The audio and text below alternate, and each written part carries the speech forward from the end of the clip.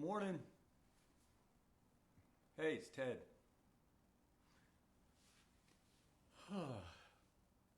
Facebook Live, here we go.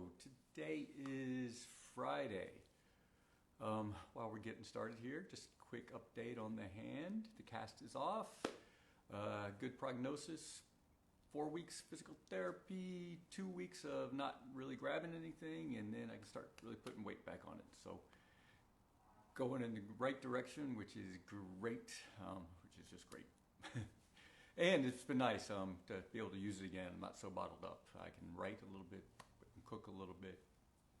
Not cleaning really, but I can cook a little bit, can write, can type, so it's all good. All right, so today I just had this idea, and there's just something I wanted to talk about, and it kind of comes under lots of different names. Sometimes people talk about the ghost in the machine, or something's baked in, or is it original sin, or is it a conceit?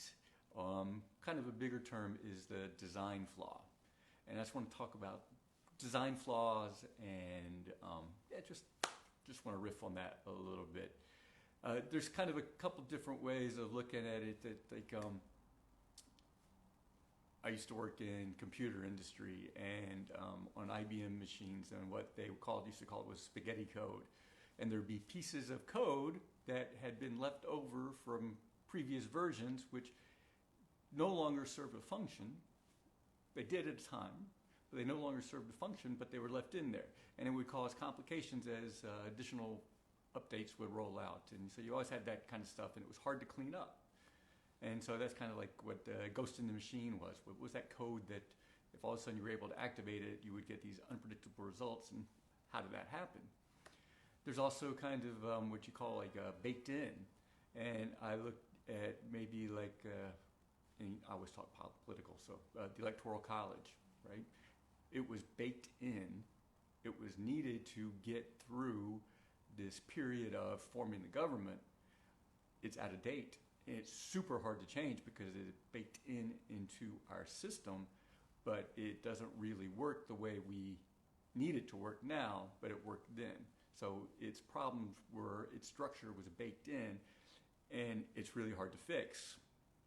Really hard to fix. Then there's also, and that could also be considered the original sin. What was the original sin of this country was slavery, and how did we form this country with using that? So it was the original sin. And then there's also a concept kind of from literature about the conceit. What is this conceit that we use to move the story along? For example, Superman. Who didn't know he wasn't Clark Kent, right? How did they not know that? If you watch the show Fleabag, the story has a conceit that she can speak out loud and nobody hears her. She just hears herself, and she gets away with it until she starts having the relationship with the priest, which is kind of a great little twist on it. So if you haven't seen it, you should see it. But that was the conceit of the story, that she could say whatever she wanted, nobody heard it, and all of a sudden he heard it, so it changed things. And then I was watching recently the documentary on the Challenger, and baked in the original sin, the flaw was that O-ring. It was always a problem. It was always going to be a problem, but nobody had the guts, the money, I'm only in episode 1, so I don't really know all of it yet, but nobody had the wherewithal to really say this is going to blow up in our faces and kill people, which it ultimately did when they could have had a chance to fix it before. And so there's like big examples, right? The 737 design flaw needed to be revamped. They just put bigger engines on it, caused all these kind of problems. They're still dealing with it. And you know, it can be smaller too. It could be like your house. You get married, you and a couple, you buy this cute little three bedroom, 2-bath house. You have 6 kids. All of a sudden that house isn't big enough. And when you go to do a renovation on it, the plumbing's in the wrong spot. The lot's not big enough. You love your neighborhood, but you just can't do what you need to do reasonably because it's baked in that it's going to look like this. So there's one thing that I was thinking that I've baked in something. And I don't know exactly how I want to go about changing it, but it's something that has to do with this group. And it really is just, it's the name of the group. The name of the group is Successful Business Owners Wanting to Make an Impact. And the successful part is up front, and it's actually the least important part. And because that word is up front, it's kind of challenged me to what do I want to talk about, because I need to talk about being successful. But really what I want to talk about is making an impact. So I may change the name of the group. At some point I will. Don't know what that would look like yet.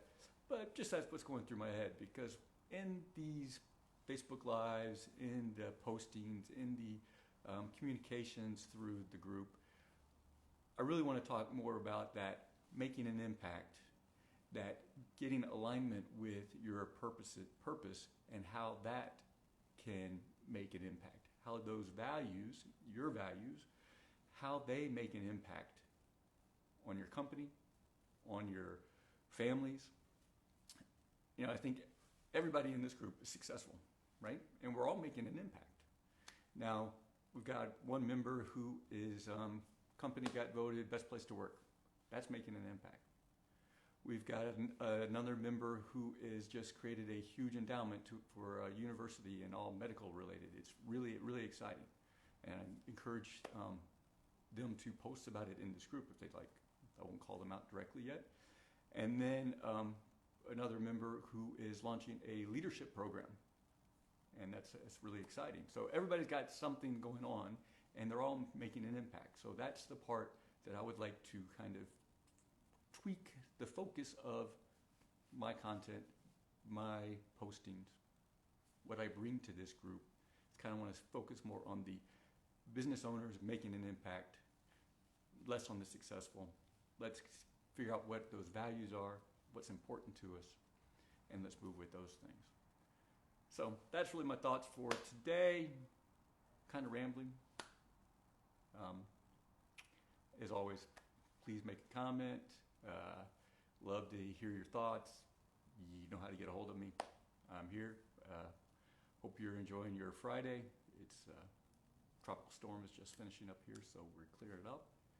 And I got 2 functioning hands, so this is great. Appreciate your time. Thanks.